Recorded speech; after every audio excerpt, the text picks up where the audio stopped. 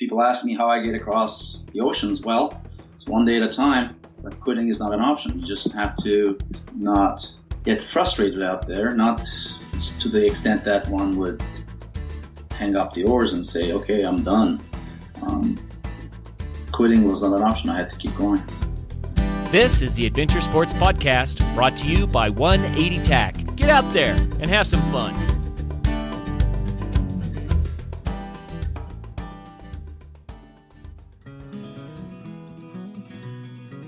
So there's this new backpacking food company called Refuel, and honestly, I gave them a shot for my last backpacking trip. Y'all, it was literally the best backpacking food I've ever had in my life. I was so impressed by them that I wanted to reach out and get a deal for our listeners. So if you keep listening to the episode, I'll tell you how to save 20% off an order with them. But until then, here's the episode. A lot of us dream about doing some grand adventure. I'm not talking about, a weekend marathon or something that can be done in a pretty short amount of time. I'm talking about an adventure that is all-encompassing. It is your life for months, if not years. A lot of us wonder what that's like. Today we have a guest who knows exactly what that's like. He is the first person to circumnavigate the world all by himself, by human power alone. Think about that. He went around this little blue dot in a boat, on a bike, and on foot, with every inch he moved being his very own power. If he was lucky, nature was helping him along at certain points. Have you ever thought about what an adventure that grand might cost you? Yes, financially, but also relationally, mentally, emotionally, your friendships, your marriage, your retirement, your body. What would it cost you to do something like that? And then ask yourself, what would you gain from doing something like that? What if it did cost you nearly everything, and you get back after years, and no one really seems to care what you did? No one seems to care that you now have a dozen Guinness World Records, and you can't seem to launch a career off of it. What would that feel like? Erden has a very intriguing story, and I questioned whether we should use it for a Life Outside the Box episode. But as I listened to him, and as I went back through to edit, it became clear to me. I like to be honest with these episodes, and I like people to know what it's really, really like to chase after something with everything you have. And Erden is by no means afraid or questioning whether or not he should do that. So I hope you enjoy. I hope you gain some inspiration, some insight, and I hope that you think about what it is you want to accomplish and what it is you think that it will cost you. Will it be a burden or will it be an investment? We have today an incredible guest. He is the first person in history to complete an entirely solo and entirely human-powered circumnavigation of the Earth. There is so much to unpack there, but he's also done a ton of other things. But he became the first person to row across 3 oceans. This man has an absolutely stacked resume. In fact, he has 15 Guinness World Records. And his name is Erden Eruc. Erden, welcome to the show, man. Thank you. I'm glad to be here. Wonderful. Where are you coming from today? I am in Gig Harbor, in my home office. Oh, perfect. All right, so in the Seattle area. Yes. I mean, you probably get people that just look at you and say, wow, that is unbelievable. You circumnavigated the Earth by human power and by yourself. So you were by yourself during that? I actually like to call it as self-propelled. So I used my own power to propel myself across the oceans and across land. So I did not use a tandem bicycle. I used a single kayak. I was alone on my ocean rows. There's another gentleman by the name of Jason Lewis. So Erden's audio went out right here for just a second, but what he was saying is a guy named Jason Lewis was the first person to circumnavigate the Earth by human power. But a lot of the sections that he did was with another person. And so Erden's making the distinction that he was the first person to do it alone, totally solo. So pretty cool. Anyway, here's Erden. Human power. And he took 13 years to complete his journey. He was done in 2007. He was one of my inspirations. A person that I actually found out about when I started researching others who had done some things. So he had partners on almost all of his ocean crossings. He used a pedal-driven propeller boat. I had a rowboat. So Guinness had to sort the two, and they said, he's the first, and you're the first solo. There we are. Nonetheless, so it's not a bitter competition between you and Jason. It's a friendly thing, huh? No, yes. I consider him a friend, and when I needed information and help and inspiration, I sent him a note, called him on satellite phone in the middle of the ocean, and he set me straight. That's pretty cool, man. That is awesome. So where did your idea to do this come from? Like, what's your background? Where are you from? I was born in Cyprus, raised in Turkey. I came to the United States in 1986 for graduate studies, and then ended up staying in the United States. Spent 6 years in Washington, D.C. Then since 1999, I moved to Seattle. In 1997, when I was working in Silver Spring, Maryland, in a software development lab, there was a roadmap on the wall with Americas on the right, Pacific in the middle, Old World on the left. And I traced my finger from DC to Turkey one of those days. And I said, what if? Could I do this by human power? And that became a quiet obsession. I quickly found out I shouldn't share this idea with everyone.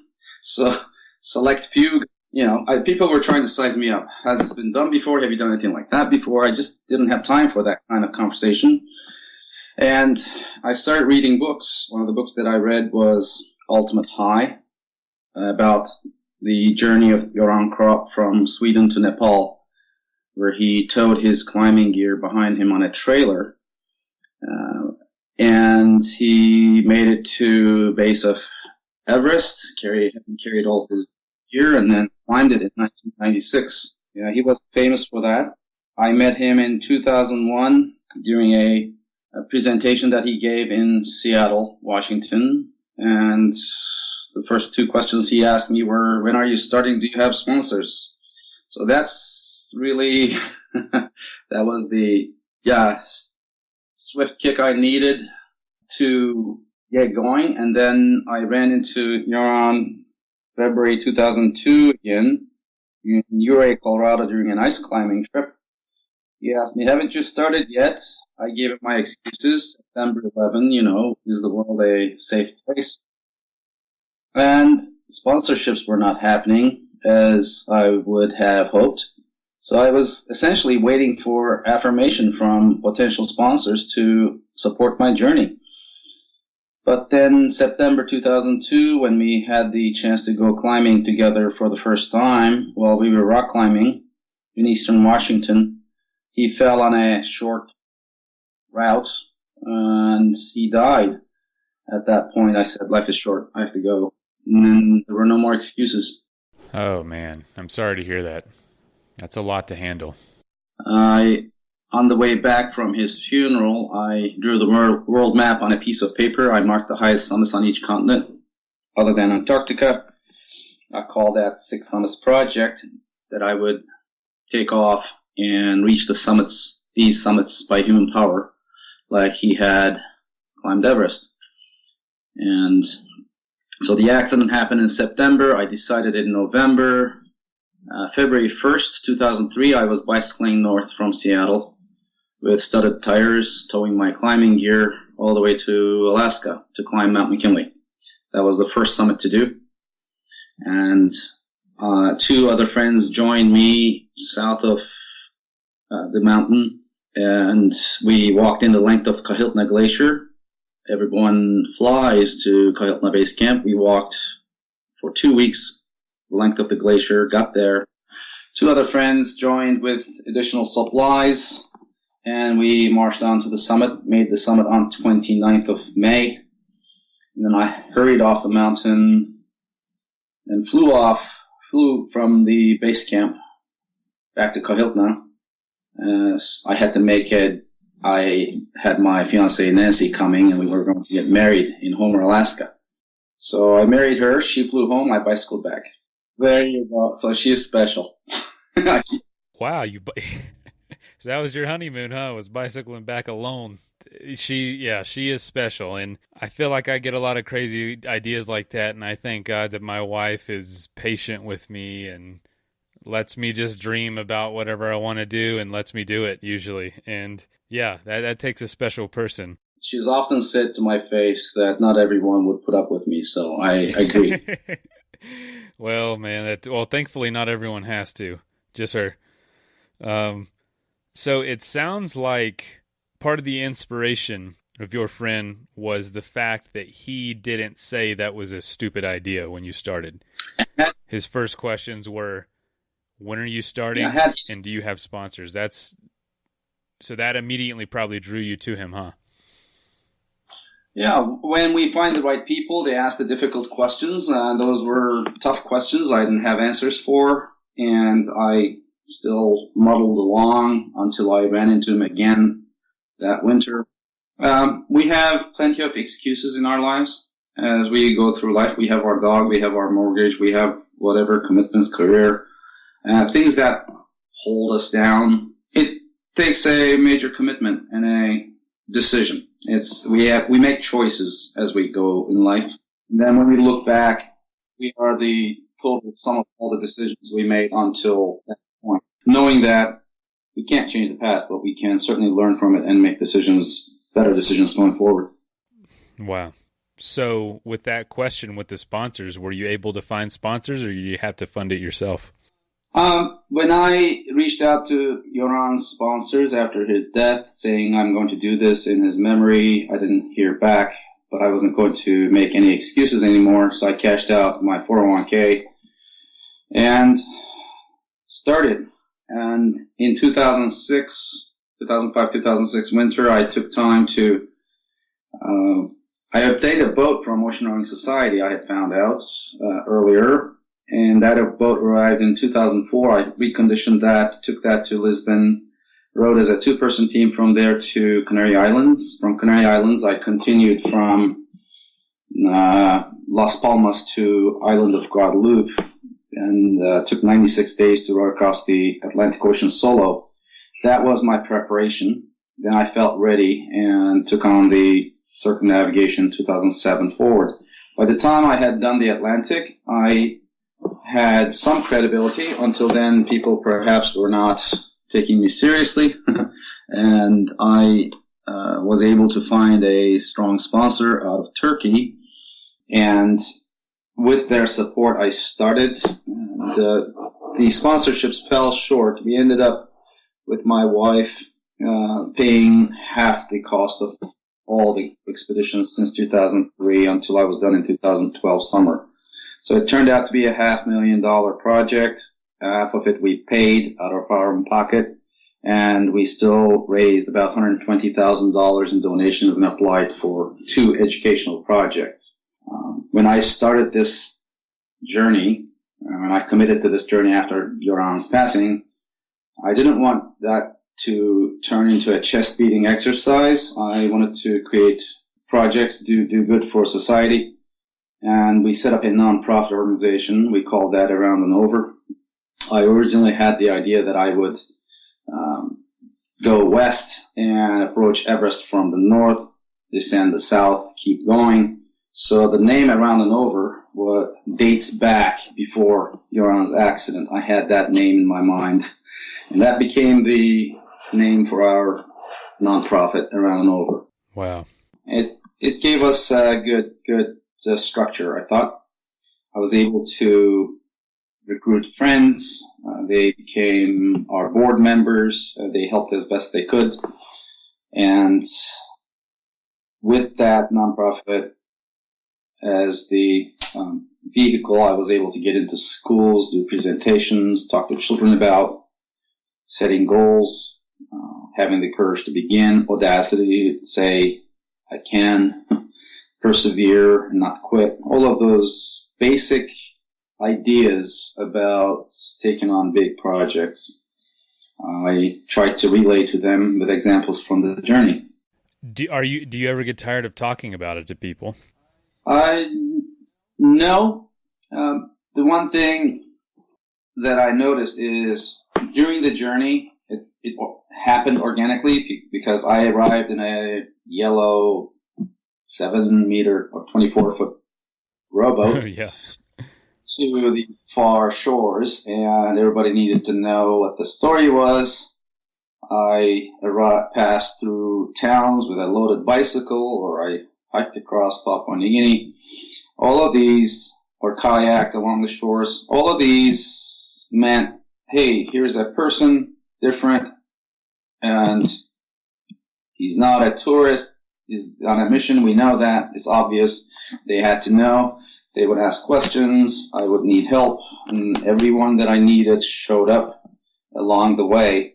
And it's like Joseph Campbell says, there are those doors ahead of us that invisible hands open as we make progress toward our destiny, toward our bliss. That really was what the journey provided for me.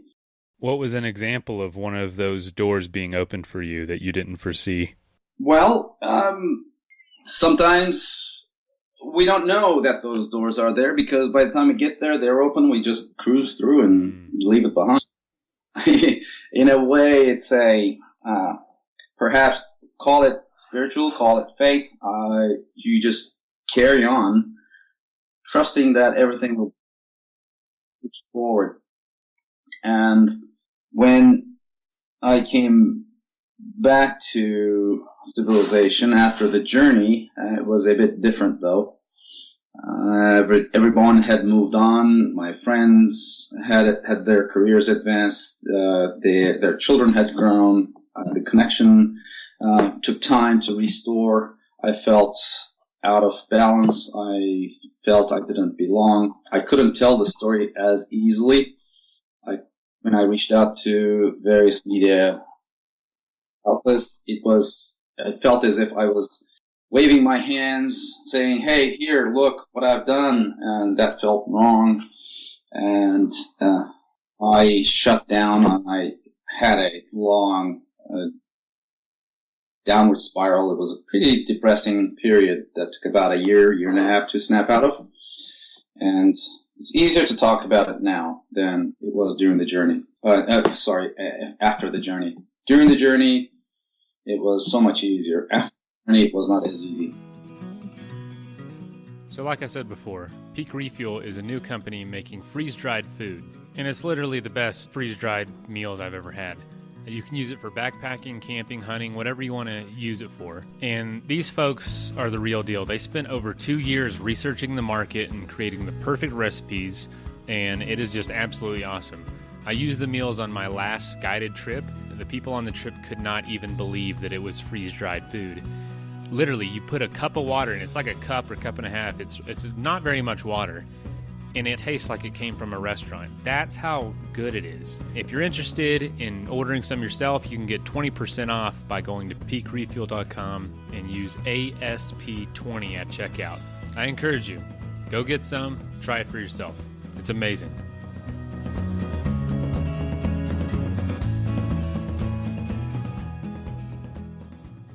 You know, we like to talk about on this show that it's not a storybook. It's not like a children's book all the time where everything is just wrapped up nicely, and you do this amazing trip, and then your life is, you have a career, a book launch, and speaking engagements. These types of experiences, these very long experiences where you're away from people for long periods of time, can be very, very difficult to come back after that. And I did not know that. I haven't read that anywhere about you, and so I'm glad you shared that. What did you do to get over it? Did you just need time to get used to living back in normal life? Yes, certainly time was the best healer. I had to look for ways to ground myself. I had to look for ways to get physical again. In my depression, I had stopped cold turkey, and that lack of exercise also was getting to me. Perhaps the endorphins lacking, that addiction that I had was to be sustained, and I wasn't. And I wasn't looking after myself. I wasn't taking care of myself. So I had to carve out time for myself, make another conscious decision to prioritize my own health and mental health as well.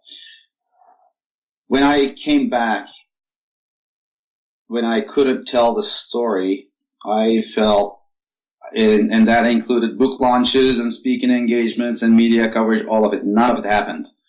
So there was a crash of expectations, and that was part of the problem. And all during the journey, certain media outlets had waited. Because I said I was going to do a circumnavigation, they weren't going to write about it until I got done with my circumnavigation. Halfway through my circumnavigation, I had become the first person to have rowed 3 oceans, and I had become the leading ocean rower in the world, with most days at sea, most miles at sea, all of that. And they would still not write about it. So and I had this nonprofit. It had to be visible for it to get public support, because the story had to reach others so that they would find a reason to support it and give me the reason to continue. All these expectations of coverage did not happen. So I felt alone. Without coverage, there is no justification for sponsorships, because they look for visibility. That's the reason why they support a given expedition. And so the cycle was broken. So I had to do the expedition, get coverage, you have the sponsor name to be visible so that they would justify further support. And when that cycle broke, I felt alone. And all I could do when I came back was think that I had to leave again. I had to get out on the oceans and demonstrate mastery, because certainly I was not the master in the city. So, having spent all our family resources on this, I didn't have the resources to leave again, and that brought on a feeling of entrapment. I felt like I no longer had any choices, and I felt like I don't belong in an area, a place where I'm not wanted. So I just wanted out, and that was a very dark place to be. So it took a while, and by focusing on my health, on heavy workouts, and starting to dream up new ideas, how does one outdo a circumnavigation by human power? Well, I had to come up with new ideas, new challenges, and give myself that big goal ahead that'll become my compass and my rudder and set me on a course that I can manage. Meandering and not having a goal did not help me. What is that goal for you now? Well, ocean rowing is where I have 14 of my 15 Guinness World Records. There are routes that haven't been done before, new challenges that one can take on. I have the grand totals in days at sea and miles at sea, and I can advance those each time I'll go out. Those are good ideas. I would like to essentially get out and explore what's possible with an underpowered vessel in the world's oceans. And that's a good start. There are other ideas. I have to go back. I don't have to do anything. but I should go back and finish my 6 Summits project. After I climbed Mount McKinley in 2003 May, during my circumnavigation, I walked up Mount Kosciuszko in Australia with Nancy, and then Kilimanjaro in Africa also with Nancy and my 79-year-old father then. A dozen friends came from Seattle, having raised funds to build a classroom in Arusha, Tanzania, on the foothills of Kilimanjaro, where most of the porters come from for these Kilimanjaro visits that tourists do make. And I have Aconcagua, Elbrus, and Everest to go climb yet. So that definitely is my long-term to-do list. Does that excite you to have those left to do, or does it feel like a burden? It's never a burden when I have sponsorships and when I can figure out how to pay for this. I will be on the way to these one at a time, no questions asked. They're not a burden. I will get joy when I complete that 6 Summits project. I'm not done yet. I still have another 10 years in me to do serious projects, and then after that, I may move a bit slower, but I'll still be moving. Yeah, I don't doubt it one bit. Just listening to you talk and listening to what you've done, I'm sure you have quite a few years left to do this kind of stuff. If you don't mind, I'd love to ask you more about that circumnavigation. Sure. You did tons of cycling and even more ocean rowing. Which of the two did you find to be the most natural for you? Rowing, I enjoyed more. Being alone on the ocean, the vastness of the ocean, and appreciating how much power the ocean has and how little control we have over things. Understanding her behavior and statistically deciding a best choice and most likely to succeed route across an ocean, and going out and executing, fighting to stay on that route. All of those drew me in. In the land phases, on the bicycling phases, as much as I liked the hard work and long hours on the bicycle, just challenging myself in that way, I did not like the idea of mixing with traffic. I had these, missiles, steel-caged missiles passing by me at 60 miles an hour, any one of which could have my name on it, any one of which could have a distracted driver texting, and I just did not appreciate that I had my life trusted in their hands. I didn't have control on that one. I did a lot of defensive riding, but I'd rather be on the ocean and face nature than humanity, really. You know, it's admittedly a lot more romantic to be killed in a storm on the ocean than to be hit by a 17-year-old that's texting.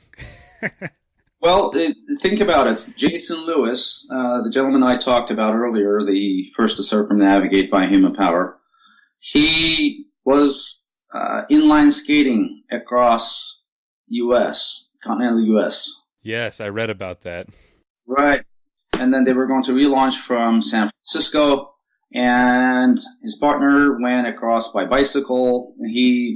Jason decided he was going to skate across, and he got run over by an old person in Colorado.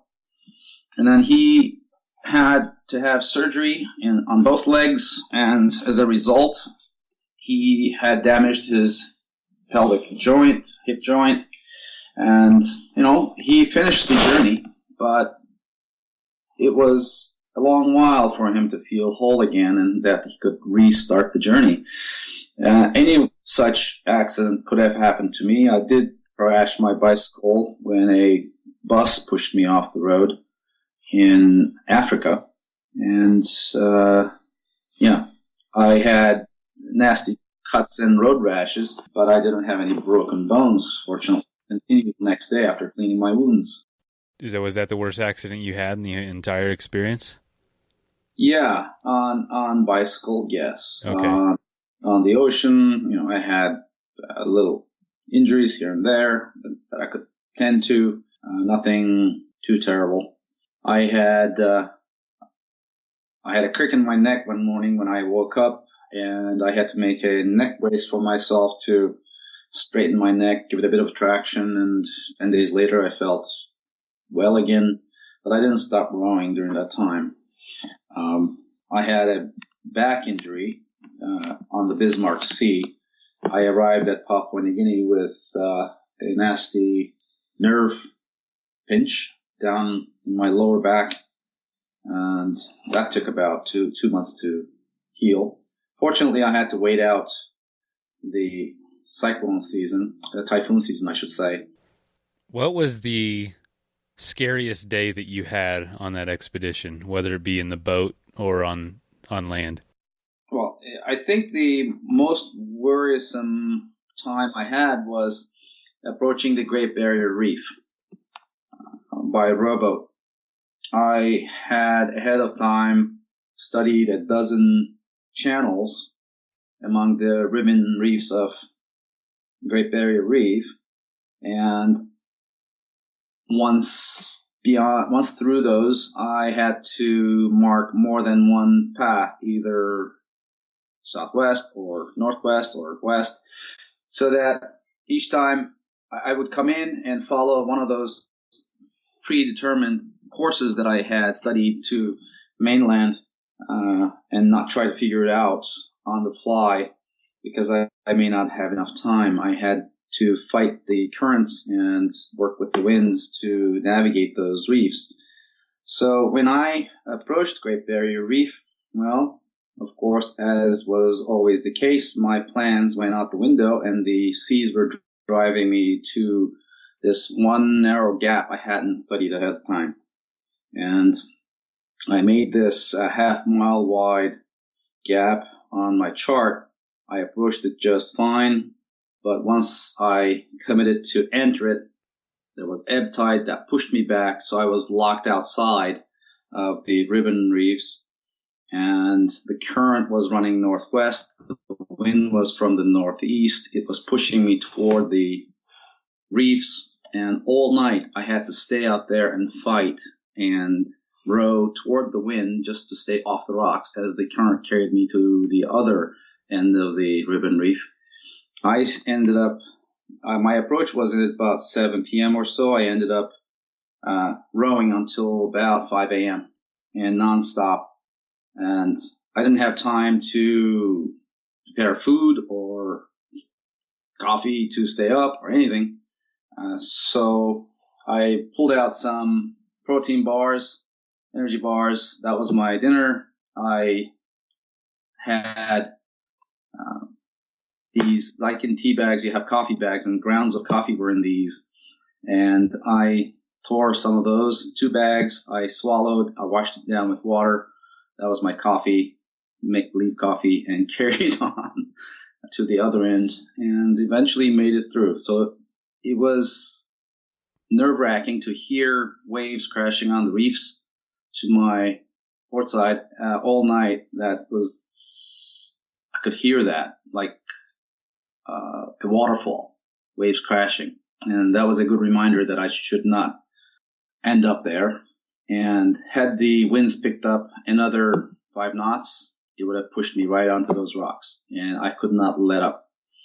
So that was a very worrisome episode.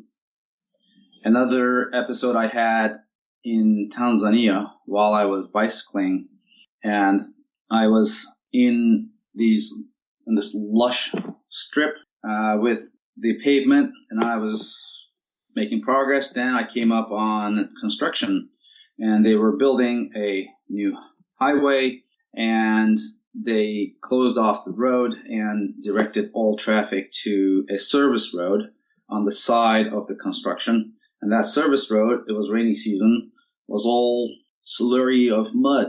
And with trucks and buses and everybody passing, there were 2 deep ruts that were about knee deep in this brown slurry, looked like chocolate milk, and the big mound of mud in the middle.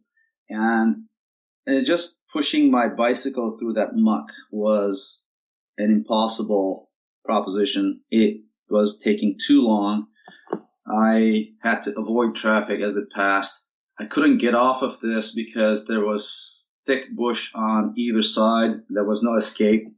No option of camping. I didn't know what I was going to do when the darkness set.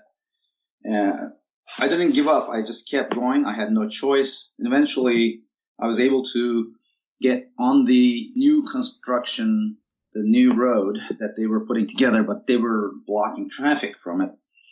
But I was able to get on with it with my bicycle. There was no one to see. It was an empty highway, all for me, brand new. And after I rinsed all of my brakes and my shoes and I could bicycle again, I had the whole highway to myself and made it to my destination in a hurry. So sometimes not giving up helps. Sometimes we don't give up because we have no choice but to continue. Those were worrisome periods. Isn't that funny that the perfect open road comes right after that very difficult and trying time? Absolutely. There's a there somewhere. I almost bet on it now, or I do. It's if there's a moment either in life or on an adventure that is extremely trying, I know that if I survive this, something will break on the other side, and I will have moments of peace following this soon after. It just seems to never fail.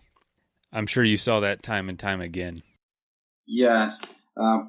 There is a word of caution there, though. Yes, in hindsight, when we succeed, all went well, we say to ourselves, we were right to continue and push through. Sometimes it takes wisdom to know when to quit. When we decide to stop, it needs to be for a good reason and well thought out. And if we have the wisdom to accept that, not take it as defeat, but as a lesson learned, and regroup and approach that difficulty from a different perspective, from a different angle, with additional help or tools, we are better off. So there's a case to be made for both. Yeah, good point. Do you have experience with that? Have you had to quit any big adventures that you've started? Well, just to give an example from the journey, I started out from California, from Bodega Bay, July 2007. My intention was to go to Australia. I thought I'd be there in 8-9 months. It had been 10.5 months, 312 days total. By the time I was picked up north of Papua New Guinea, that season was a strong La Nina season. And in La Nina seasons, the equatorial winds, the northeast and southeast trade winds, blow stronger, and there is more weather on the west side of the Pacific. And so the strong southeast winds would not allow me to cross south of the equator. I ended up having to continue west. I tried to get off at Costre and Nucoro, and I couldn't line up those islands. Carried on west, and eventually a typhoon formed northwest of me, about 400 miles northwest of me, near Palau. It became a Category 4 typhoon, second strongest in history, in May. And that thing brought disruptive winds, brought northwest winds, and with that I was able to drop south toward Papua New Guinea shores. So I had lost control. I was at the mercy of the ocean. Had I been lucky and received El Nino conditions, like strong El Nino conditions like in 2015, which helped 2 rowboats to reach Australia from California, I would have been fine. So at a certain point, I had to make a decision. I was running low on food. We were trying to do resupply. I was too far from land. Our supply team was in Jayapura, just southwest of me. They didn't have a vessel with the range to come deliver the supplies to me. And at some point I had to say, okay, I'll figure out the logistics later, whether I have to restart or what, but I need to get this boat off the water. And it was a warning. You're in the wrong hemisphere in the wrong season. You have to get off. So I came off the water with the help of Philippine fishermen who picked me up. And eventually they said, well, we'll drop you off at the same spot. You can continue your journey. And that was acceptable under the rules. After the typhoon season, they picked me up in May, dropped me off again mid-January. And I continued on the Bismarck Sea to land at Papua New Guinea. So that's one spot where I said, okay, I cannot gamble this anymore. I need a controlled outcome. So when we had that option, we took it. Holy cow. Yeah, that was probably a really good decision on your part.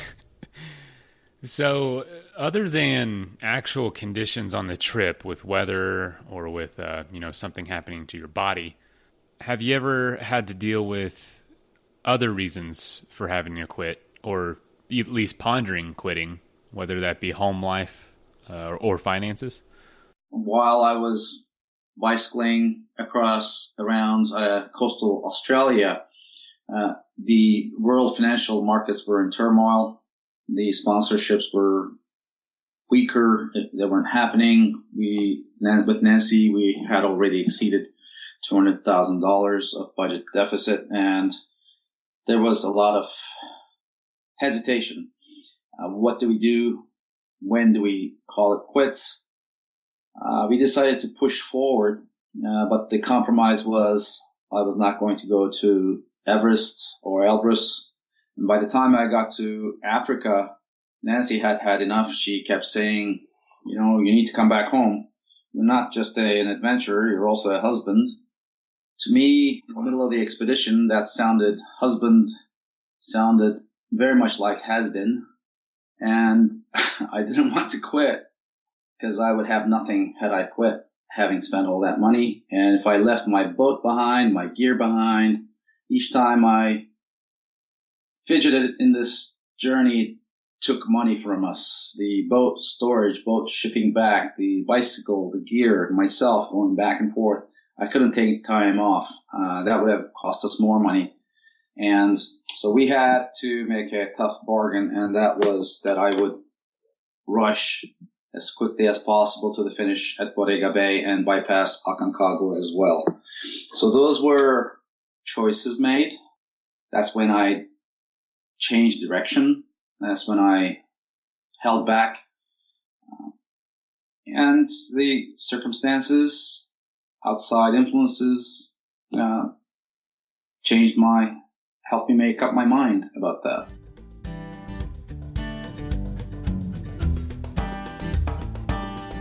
By now you certainly know who Bent Gate is. That's for a great reason. Bent Gate Mountaineering has been sponsoring the Adventure Sports Podcast almost from the beginning, and we really appreciate that. They've made it possible for all the great shows to continue coming your way. We want to say thanks by reminding you to go to them for your backcountry gear. If you live in Colorado, then just stop by their store in Golden. If not, go to bentgate.com. They have what you need, from the latest ultralight gear to the tried and true classics for climbing, hiking, and camping, like Arc'teryx, Hilleberg, Nemo, Western Mountaineering, and many more. Need advice? They have you covered there too. Their staff are passionate adventurers who can offer help from their own experiences. Bentgate also hosts lots of events and speakers. Check out their website to see the schedule and to see all of their products. Help take care of the Adventure Sports Podcast by getting your gear from Bentgate Mountaineering. So have you found it difficult through your expeditions to find that work and life and expedition balance? Well, the expeditions have become my life lately. And all I do is write about them, talk about them, and try to put new ones in motion and train, stay fit for the next one around the corner, be ready at a drop of a hat to head out there. An example to that is the Great Pacific Race that happened summer of 2016, where I partnered with Louis Bird, a British young man, He is the son of Peter Bird. Peter Bird was lost at sea in 1996 trying to row from Vladivostok to California. And he lived in the Russian River Valley near Santa Rosa. And his friends became they adopted me. They became my immediate support group. And among them was Kenneth Crutchlaw. He had established Ocean Rowing Society to make sure that Peter Bird's accomplishments were known to media. And Kenneth Crutchlaw had supported my efforts. And when I left in 2007 from Bodega Bay, in the lead up to that in San Francisco, we met, and he brought me stickers of Peter's logo that he took across the Pacific way back when he rowed to Australia. I applied those stickers, Peter's stickers, on my boat and kept them on ever since. So when Kenneth died, they brought his ashes to be spread in the San Francisco Bay. And during that ceremony, Louis was there.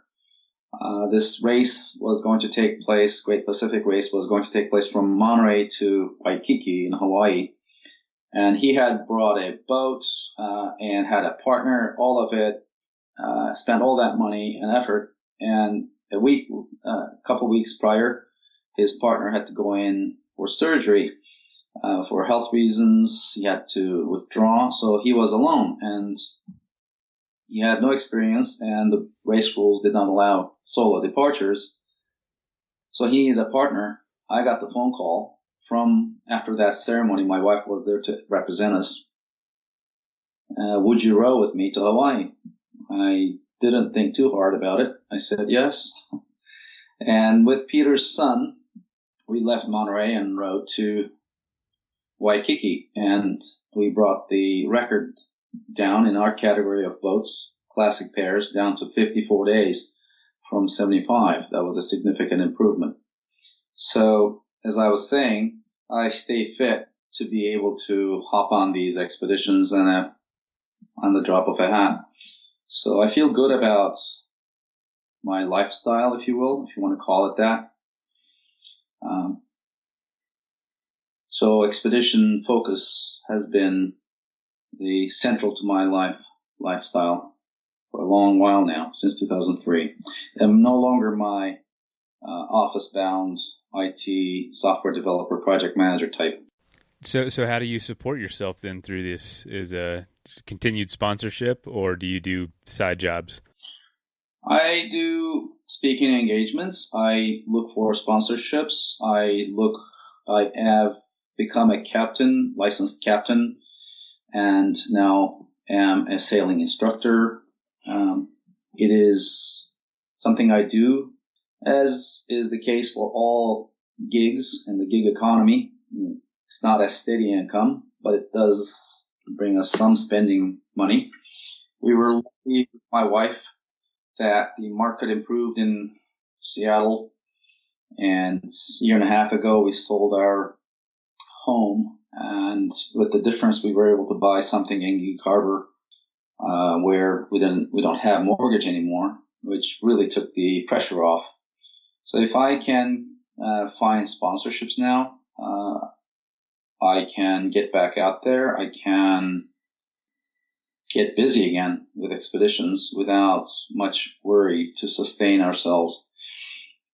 We are working on a documentary about my circumnavigation, all the footage I brought from the journey, and it's trying to bring that to fruition. Once we do, there will be a story to be told and a more presentable thing for us, for the expedition, for the journey. It'll give everyone a better idea about what it was, what it took to complete the journey. And perhaps that'll help recruit more help for future expeditions. We'll see. It's all work in progress. Let me put it that way. I'm sure it wasn't easy to take that kind of plunge, but I understand going all in on your passions. Do you find that do you find it more rewarding now to work on it full time, or do you find it? Some people love it. Some people love the challenge every day. Others enjoyed their their expeditions and their trips more when they know it doesn't have to produce an income. Sometimes I hesitate and I reflect and I say, I need to bring in income. I need to make sure that I can earn to support my own expeditions. I have these thoughts that I could become a project manager again and spend my own money, because I've already proven what I can accomplish if I were to spend my own money. We know that already. I need to. Right. I need to be able to justify that as a professional outdoor athlete, I can also produce value for sponsors. So it is a learning process for me. With 15 Guinness World Records, I think to myself, well, I need to be able to cash those chips in at some point, but I need to refine my story, my message. I need to learn from others, see what they're doing. At the same time, I need to stay true to my own instincts and to who I am.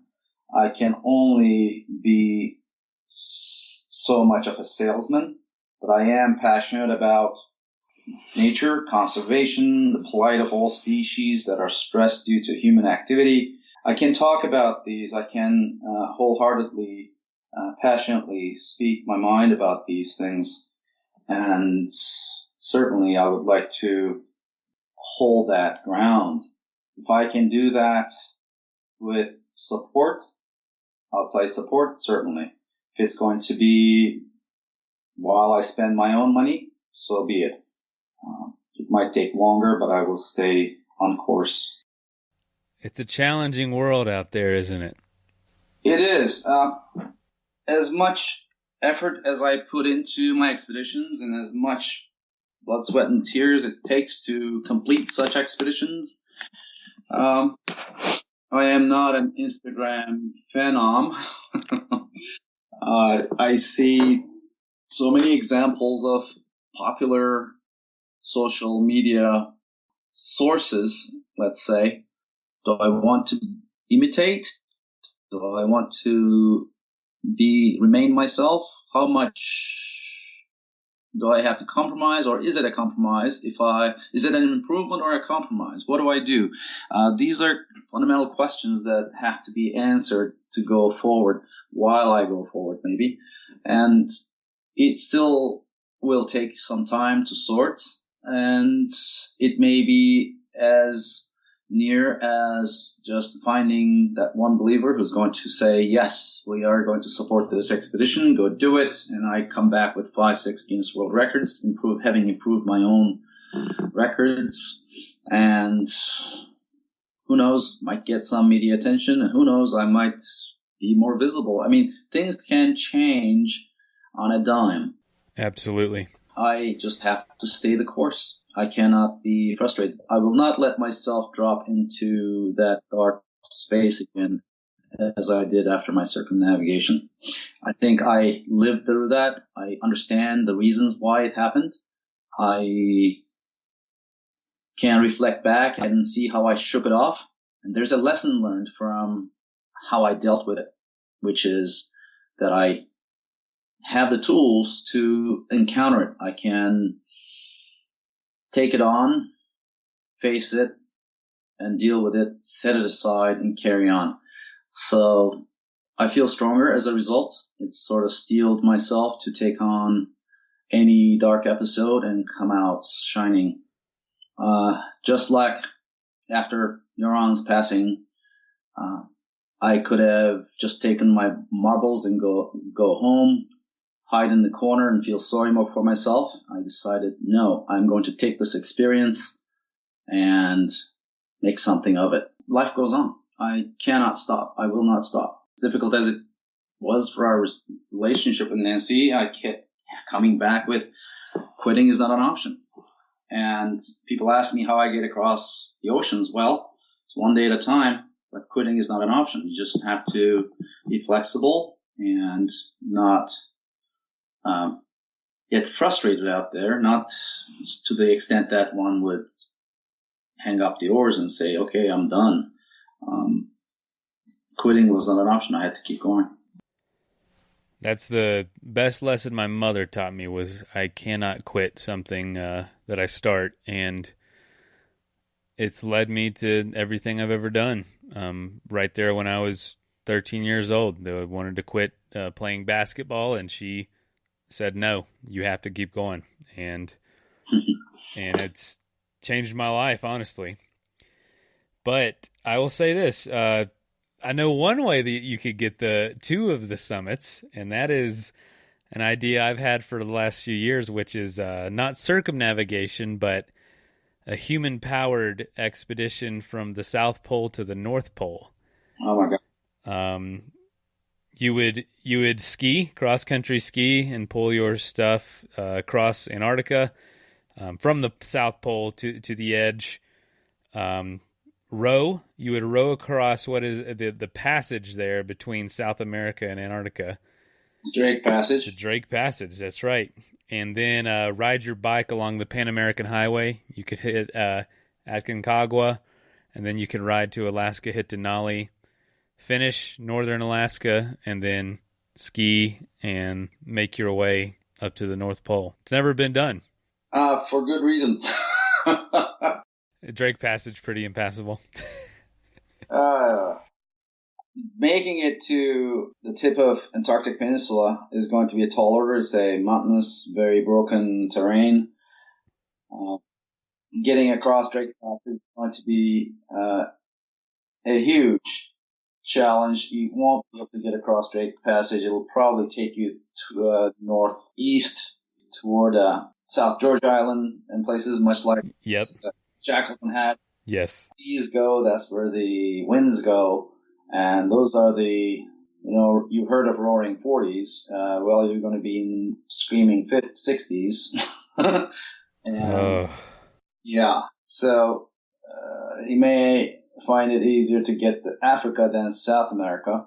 And then from there north, we all know that the Arctic is now very much broken. There's hardly any old ice left. So travel on the Arctic is going to be very suspect. My gut says, oh boy, that may be over me, beyond my reach. Yeah, I've been wanting to do it for years, and I've never taken it very serious, and I don't know if I ever will. So far, I'm content with bike touring. So until I really feel the need to do it, I figured I'd share it with you. You've got a way better chance than I do. Well, keep thinking about it. It takes one person to get it done to show that it was possible. So at this point, we don't know. So with trying to get your name out there, how can people find out more about you? There is the website, erdeneruc.com, ERDENERUC.com. There's our nonprofit website, aroundanover.org, around-n-over.org. And there's my LinkedIn page. You can look it up, ERDEN space ERUC. You can Google my name. You'll get hundreds of hits. So yeah, there's information out there. So yes, that's probably the way to go. Perfect. All right. Well, I appreciate you being on the show, and I hope we can stay in touch. Thank you so much for the opportunity, and I hope that we will have inspired a few people to not wait for a death to set them on course. I waited. If people ask me, do you have any regrets? And the only regret I have about what I've done and the way I've spent our resources, family resources, and my time is that I started too late. So I would not have waited as long if I had a second choice. Wow. Okay. Well, I appreciate the honesty, and I appreciate you sharing. We have a lot of young listeners, and yeah, if you look at the dates and look when at your age you did start later, which is good news for the folks that are just discovering it, but those that are still young and have the idea and have the desire, go for it now. Wonderful. Thank you so much for the opportunity. You have a wonderful time. Yes, sir. Absolutely. All right. See ya. Take care. Hey, thank you so much for listening. If you know somebody that would make a good guest on the show, or if you have a pretty cool story about the outdoors or adventure sports that you want to tell us, please call us and leave a voicemail at 812-MAIL-POD. That is 812-624-5763. You can also send us an email at info@adventuresportspodcast.com. Again, it is always helpful to leave us a review on iTunes. And if you'd like to be a supporter of the show, you can give $5 a month at patreon.com/adventuresportspodcast. And links for all that stuff is also in the show notes. So thanks again for listening. And y'all get out there and do something so you can be on the show one day. All right, later. Don't forget, if you want to save 20% off the best backpacking food you're ever going to eat, go to peakrefuel.com and use ASP20 at checkout.